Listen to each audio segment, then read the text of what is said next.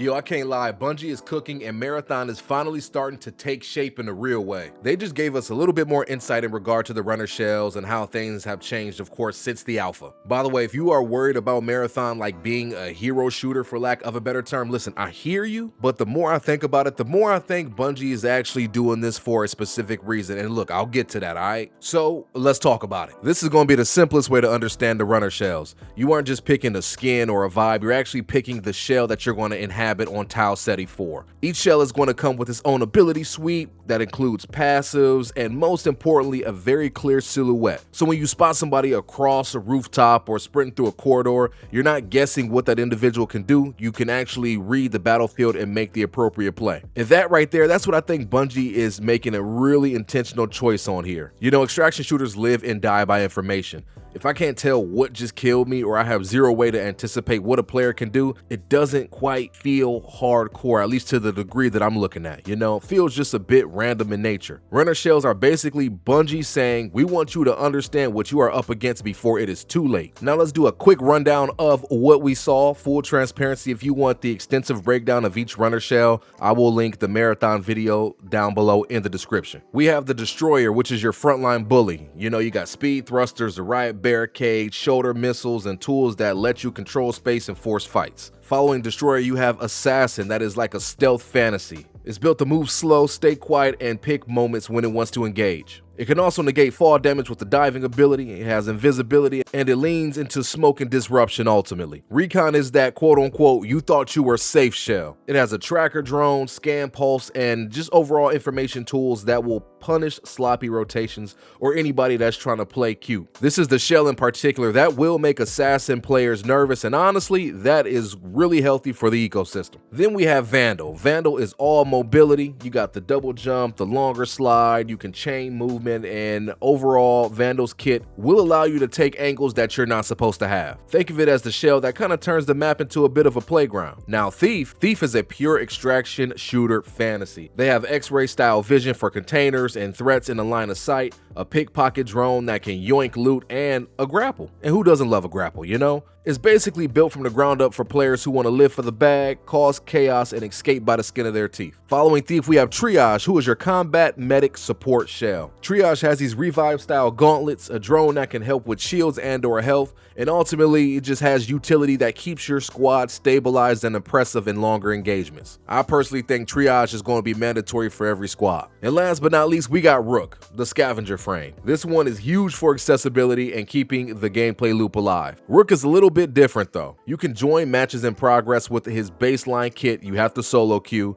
and you aren't risking your whole stash, but you can still extract with meaningful gains. So if you are an Escape from Tarkov player, think of a scav. Rook is like a huge pressure release valve for an extraction shooter. And honestly, it's going to help new players, broke players, and solo players just stay engaged instead of getting hard stuck in poverty after a few bad raids in succession. Now, let's talk a little bit about a pain point before the thought even fully forms. I totally understand why people feel like having shells puts a governor on customization. When people hear shells, they think classes, and when people think classes, they think restrictions. Like, why can't I build whatever I want? Why can't I bring my own gaming identity to fruition here? And look, I totally get that, but here's why I think Bungie's decision does make more sense the more I think about it. At least in regard to Marathon here. At least in regard to Marathon. I don't think this is just a customization decision, which by the way, we will have skins and stuff we will be able to acquire for the respective runner shells, but ultimately I think this is a readability decision. Let me further explain. In extraction shooters, we all know fights are already chaotic. We got third parties, we have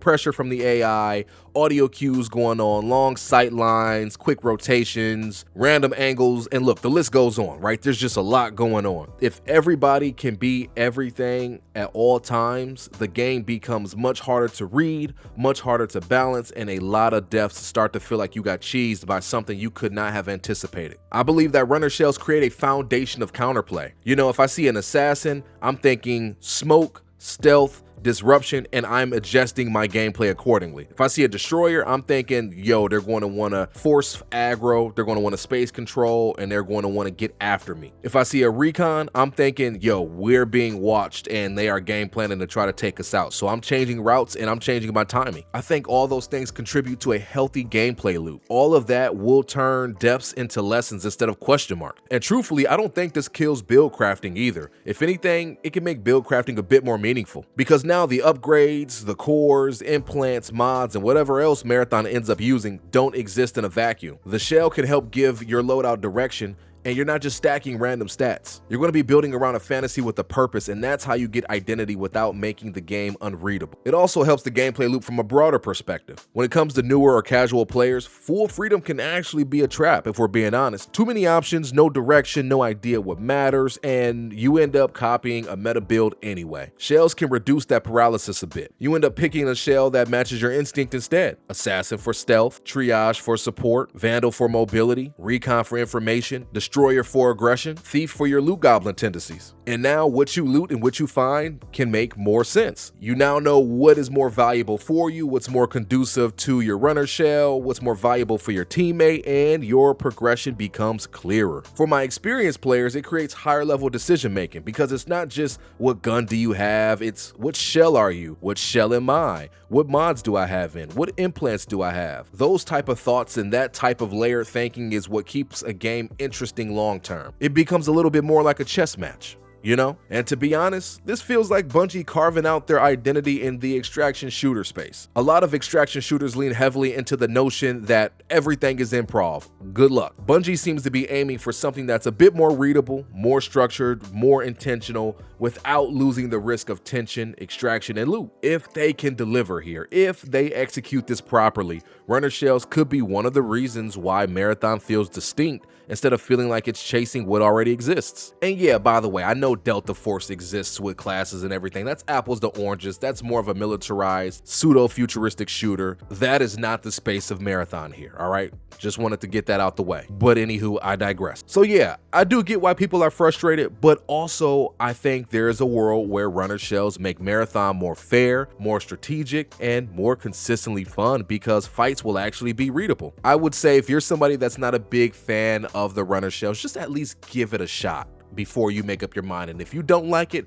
I respect that to the fullest, but at least give it a try, feel the gameplay loop, and just see how everything gels together. Now, with that all being said, I am turning the mic over to you all. What do you all think about this? If you are excited about this, let me know in the comments which shell you are running first. And ultimately, just share your thoughts with me down in the comments. I would love to read them all, respond, and just have an open and civil dialogue. I love you all. Thank you all so much for coming and watching, and I'll catch you all in the next one.